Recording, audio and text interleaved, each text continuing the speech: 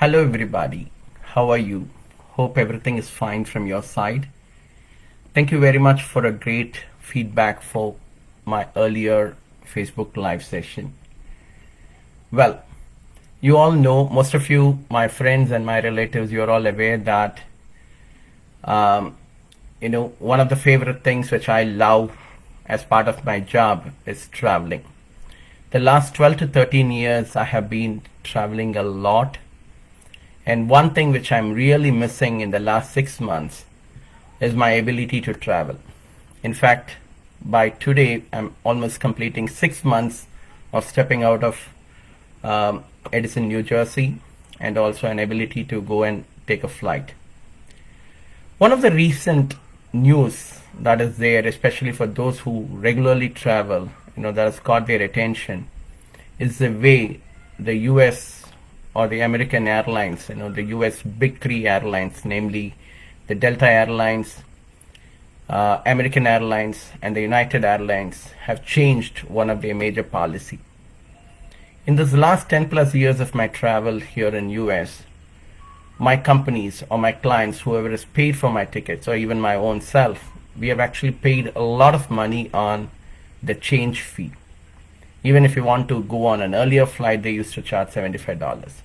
If you have to go modify your ticket, they charge as high as about $200. In fact, the Bureau of Transportation Statistics says in 2019 alone, the US airlines have earned about $2.8 billion just as change fee, of which Delta has earned about 830 million, American Airlines has earned about $819 million, and United has earned $625 million. So this is a big change for them from the business perspective. They were earning $2.8 billion, and all of a sudden, just in the last 2 days, they've all come back and said that forever we are going to cancel the change fee.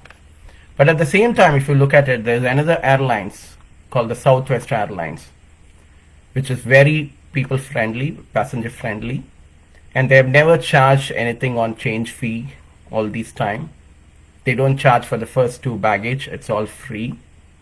So, and at the same time, I know there was another company, lot of benefits which Southwest had given to its customers. But there is something which has actually made the American Airlines, the United Airlines, and the Delta Airlines to change their overall policy, right? And we all know why. The demand has literally dried up. People are not really making attempts to travel, but the airlines are seeking to make flying look safe, be more stress-free, and above all, cheap and flexible for the people to come. It's more like survival of the fittest, and that's the reason they are eliminating many of these fees and surcharges so that they can at least survive in the market. We all must remember this is an example of a major change in the aviation industry in US. We all remember change is an imperative part of life. We just cannot do without any change. At the same time, we all know many of us are afraid of change too. We don't want to take that bold step. We don't really want to train ourselves to embrace change. But the reality is that change is inevitable. Okay? Change is probably the only constant in life. We all would have heard this particular statement, right? Change. The only thing that is constant is change. Okay? Heraclitus, he was a Greek philosopher. He in fact told the statement in 500 BC. So you can imagine how old this particular statement is, but that is very relevant in every context. It is very much relevant even in today's context. Okay, so change is inevitable.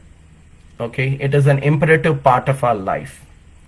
Whether it is the change, it could be as simple as a change in the weather conditions, the wins, the losses, the change in people, the job losses, whatever it is. Everything is all about change. But when we start embracing change and when we start considering change as an integral part of our life, there are a lot of benefits which one can gain. Number one, we are not going to overwhelm ourselves. When we start accepting change, we are just not going to overwhelm ourselves. Because when we start embracing change, then our mind will also be tuned to start expecting change quite often. We train our mind every day so that we are ready to face any situation that is demanding change. And obviously, there will be a lot of changes that are associated in our life. And when we start embracing it, we start living life in a positive way and we don't get overwhelmed with the changes which we are facing. That's the first benefit. We don't get overwhelmed. The second benefit, we develop a sense of balance in our life. It is all about human experience, right? Everything in nature is more a cyclic process. Okay, and there'll be a lot of ups and downs. What goes up comes down, what comes down goes up. It's all about change. The moment we start embracing change, once we start realizing the importance of change, we then take things as it comes to us. We start balancing our life in a positive way. Okay, because we start looking at every day in and day out as something that is going to lead to a larger benefit in our life. We start looking at a much better experience in our life. So there is a sort of an equilibrium or a balance in our life when we embrace change for better life. In fact, one of my professors used to tell, "Ellam nanmaike," which means, whatever happens is for good, and whatever change that is going to happen, it's all for good. That positive spirit help us to create a big balance in our life or an equilibrium in our life. That's a second benefit when we start experiencing change or start embracing change in our life. The third aspect is we don't force things on anything, for that matter, anybody else or on anything, once we start embracing change. I know some incredibly talented people. I know some people who are genuinely very good at heart. They wanted to help others. They are incredibly talented. But many a times I've seen them not able to achieve whatever they wanted to. And in that process, they probably even, lose people in their life. They miss out some relationship because they don't want to embrace change. They want to force only the style, only their style. In leadership, we all know nothing is correct. Every style is good based on the circumstances.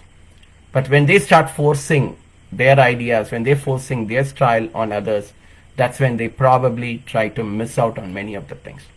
So when we start embracing change, we don't force on anybody, force on anything or anybody for that matter.